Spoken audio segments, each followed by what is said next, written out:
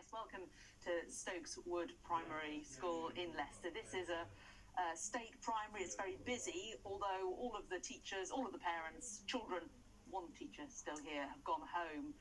And this school is really close to the local hospital. It's had a lot of key workers' children in here over the lockdown, even though the lockdown has been going on.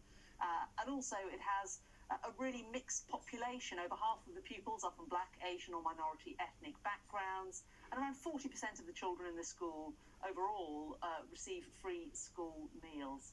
So they are very keen to see that the children who are coming here are managing to keep up their education. They've been working really hard to keep the pupils' education as comprehensive as is possible, but it certainly has been really difficult. Well, I'm joined by the head teacher here, Jane Gadsby. And Jane, you were listening to Boris Johnson and what he had to say today. Does it feel to you like the right time to be reopening the schools in a couple of weeks? Definitely for the children, it's the right time, and for the parents and the families.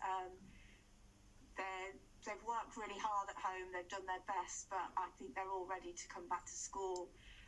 Socially and emotionally, they need to be back with their friends, and I think the parents need a bit of relief. It's hard teaching. They're not trained. They've done their best. The teachers are supporting them as best they can, but definitely back in school is the best thing for the children. And some teachers around the country said they would like to see a staggered return, but you have had well over 100 pupils here on a daily basis anyway, so how would you feel about that?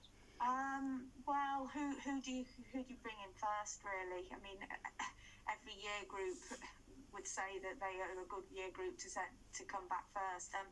We've had up to 160 children in, and if we have the staggered starts, the bubbles, staggered finishes, we managed it very well between September and December. I can't see why we can't do just as well. Our parents are very supportive.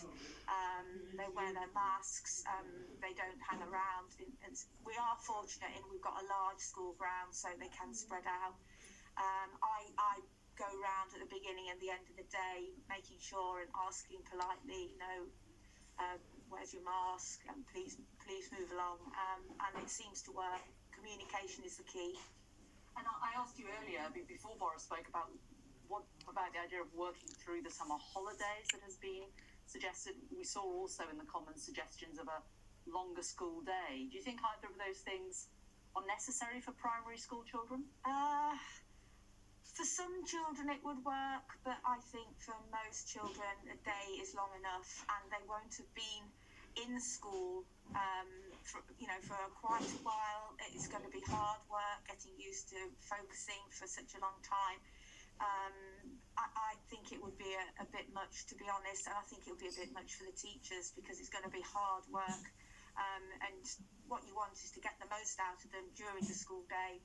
If they're tired, then it's not useful. It's not good use of time. And another really contentious subject has been the vaccination of teachers. I mean, is that something you think your staff would welcome, or do you think some might have reservations?